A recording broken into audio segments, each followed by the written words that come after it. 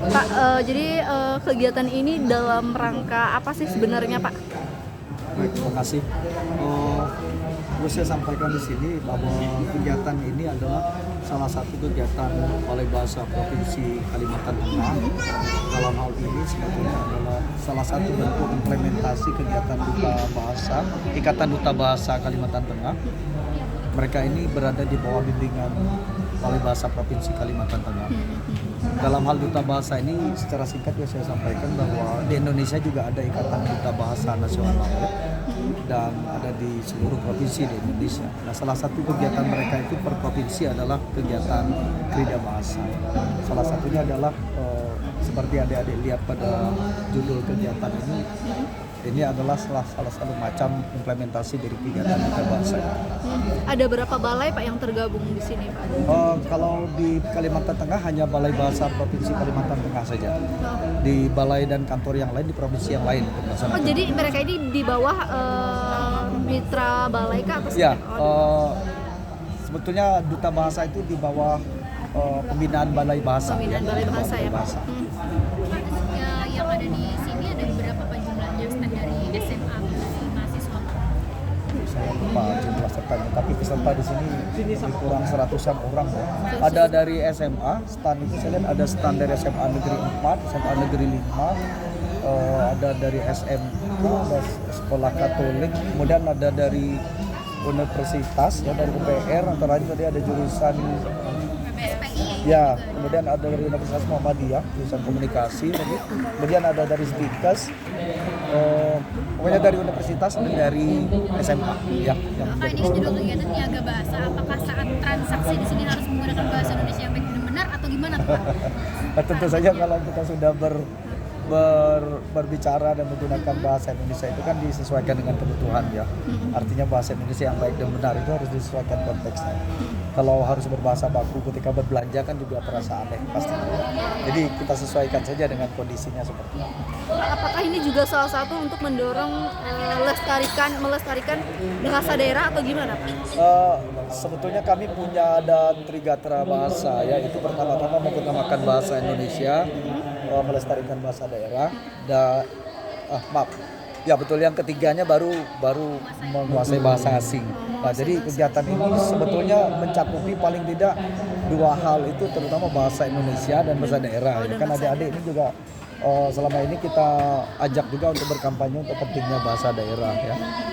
Kemudian hal lain juga sebetulnya kita ingin mengajak adik-adik ini bahwa melalui kegiatan kebahasan seperti ini mereka juga bisa belajar untuk berbisnis walaupun dalam skala masih mikro yang kecil seperti ini. Pak, salah satu upaya yang dilakukan Balai Bahasa Kalteng untuk melestarikan bahasa daerah itu seperti apa, Pak? Apalagi zaman sekarang banyak orang yang mungkin dari daerah Dayak ya, Pak, tapi dia sendiri tidak bisa bahasa Dayak ya, anak-anaknya.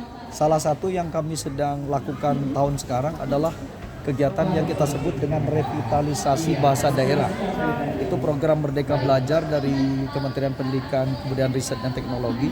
Pada tahun ini Balai Bahasa Provinsi Kalimantan Tengah mengadakan revitalisasi bahasa daerah atas 8 bahasa daerah yang ada di Kalimantan Tengah. Ya, kegiatan itu sudah dimulai dengan sosialisasi, kemudian ada BIMTEK-nya sekitar 1 minggu.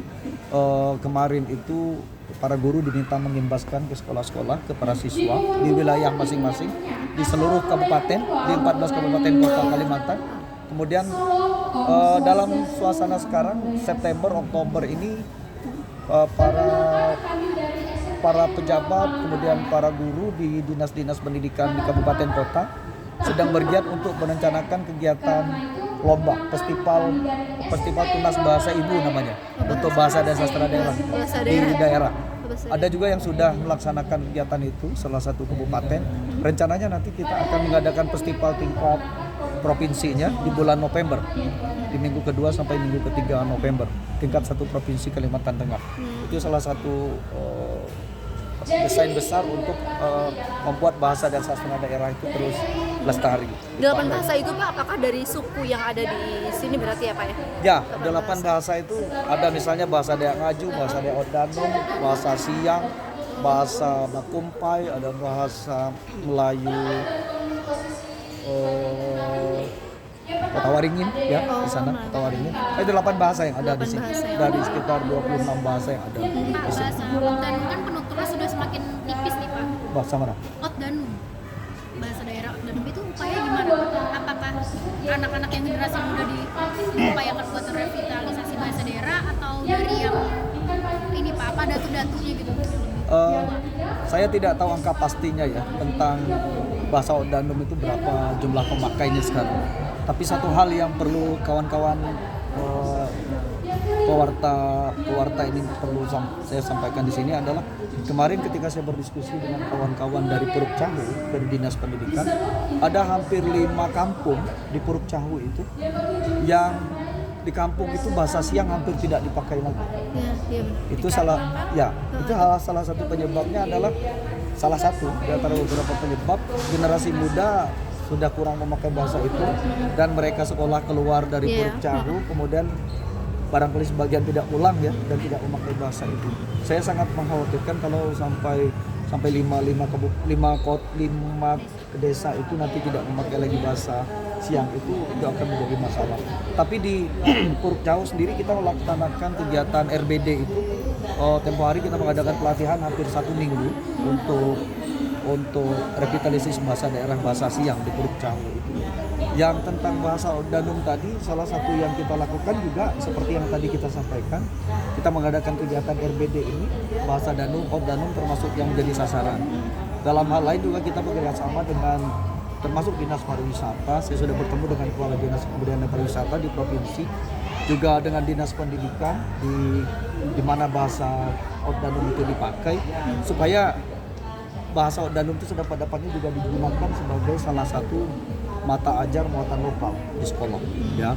Dalam pada itu juga selain secara formal bahasa Otdanum itu dipakai pada tataran dunia persekolahan untuk konteks yang tidak formal, juga kita selalu menganjurkan agar para penutur bahasa Otdanum terutama generasi muda jangan merasa malu memakai bahasa Otdanum atau bahasa Dayak atau bahasa apa saja yang ada di Kalimantan, khususnya dalam suasana tidak formal ya. Oh berarti sekarang di masing-masing sekolah itu sudah diwajibkan untuk berbahasa daerah, bahasa daerahnya masing-masing berarti sudah masuk mata pelajaran berarti ya. Tapi saya dengar masih ada yang belum masuk. Tapi kita sudah koordinasi dengan mereka bagaimana caranya ke depan supaya ada bahasa daerah tertentu di wilayah kabupaten tertentu dipilih untuk menjadi ya tentu disesuaikan. Kan tidak masuk akal juga kalau di sana dipakai bahasa Kota Waringin tiba-tiba yang dipakai bahasa Otdanum. Oh berarti saat ini masih belum ya Pak untuk di sekolah? Belum semua. Belum merata. Belum merata. Oh, siap. Udah lagi? Sudah cukup ya? Pak. Iya. Ya.